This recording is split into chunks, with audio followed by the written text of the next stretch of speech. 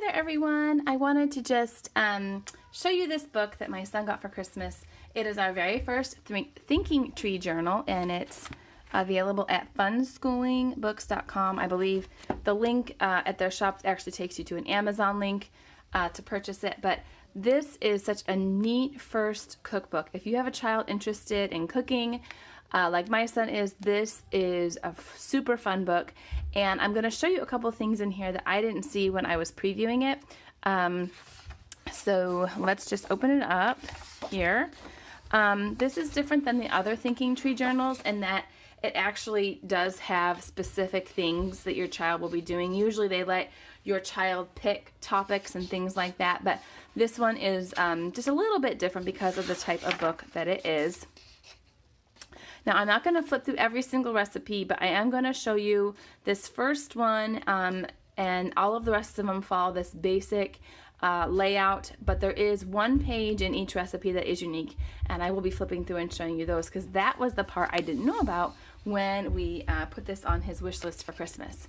So he's real excited to make some banana bread later today. What I like about the ingredients page is that there are pictures that my 3-year-old can still participate in the recipe with us because she knows those are eggs and those are bananas, and so she can help us get stuff out. Same thing with the tools that they'll need.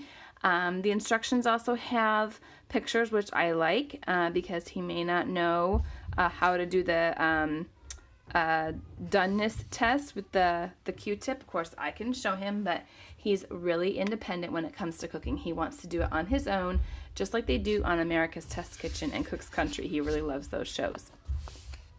The next 2-page spread is consistent throughout the recipes. There's a little checklist here. Do I have all the ingredients? Do I have all the tools? Do I have permission? All of that sort of stuff to go through. And then the little drawing space here to draw a picture of either the results, like what it looked like at the end, something in the process of doing it, or someone eating it, maybe like a fun little story that happened while you were making it. Maybe somebody got flour all over them or whatever. They can just kind of be creative and draw something here. And then these questions. This is something that we can do while it's baking, while we're eating the first piece and enjoying it. And maybe he'll just want to answer these out loud. Maybe he won't want to write it down, but I have a feeling he will because this will be a fun keepsake for him with his first cookbook. This is the page I was telling you about that's unique in every recipe. There's an activity. It's not the same every time. And sometimes it's a maze. Sometimes it's a word scramble. This time it happens to be sort of a journaling section. It says here, early American settlers had the philosophy that if you don't work, you don't get to eat. This was based on a principle found in the Bible in 2 Thessalonians 3:10. And then there's just some questions to go along with it. I was just so super excited to see that page in here. I didn't know that was in there. So I'm just going to show you those kind of bonus pages or those extra activity pages so you kind of get a feel for some of the added things. The ingredients, tools, and question and answer and drawing, that's the same for all the recipes. But this page here is a word scramble for the brownies. And then we get to this one here he'll love.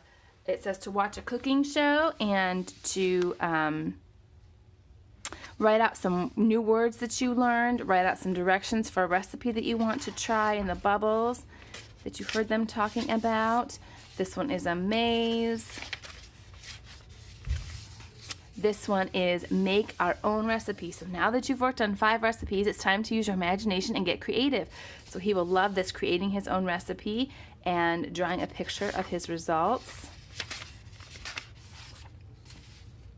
This one here is another Bible application. There was once a king named Solomon. They say he was the wisest man to ever live. He once told people to eat their bread with joy because their work was accepted. Now draw a picture of a wise king enjoying a feast. And then there's some questions down here.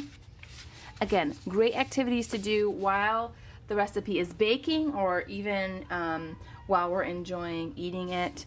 Another opportunity to watch a cooking show here and do some fun activities there. Maze. This maze is probably going to be too simple for him. He'll probably say, Mom, that is way too easy. So maybe we'll let little sister do this maze and he'll have fun timing her to see how fast she gets it done. This one here, what is your favorite yummy treat? Go to the library or use the internet with your parents' permission and find out as much as you can about this treat.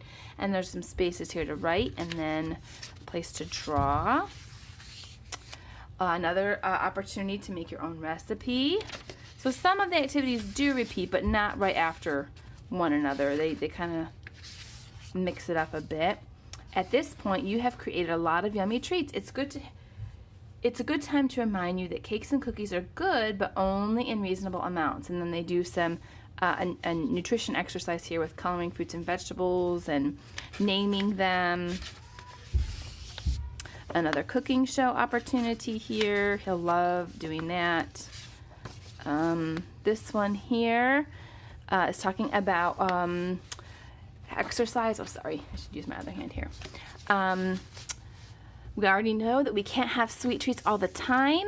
We need to fill our body with good things and exercise. So there's some opportunity to talk about exercise here and doing their favorite activity to exercise. Reassemble this picture.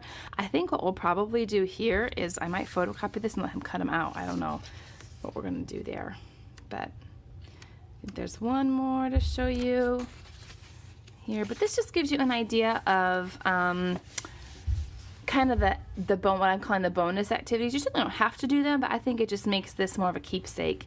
And then this is one more make your own recipe opportunity. This is now that we have worked on 15 recipes, it's time to use your imagination and get creative. So one more opportunity to kind of create your own. And then I really love this too, a substitutions step, because we don't always have all the ingredients it calls for. So it'll be fun to just bring him back here to the back to look at those substitutions. So that is the Yum Schooling Cookbook by Thinking Tree, and we are super excited to dive into this. I might even put some pictures on the blog of some of our recipe results and things like that, so be sure to check us out over there and come back for my next Thinking Tree review, which I'm hoping to get up either later today or tomorrow on our character traits journal that I got for free on Verydice. So I hope to get that back up later and hear your feedback on it, because like I said, these are my first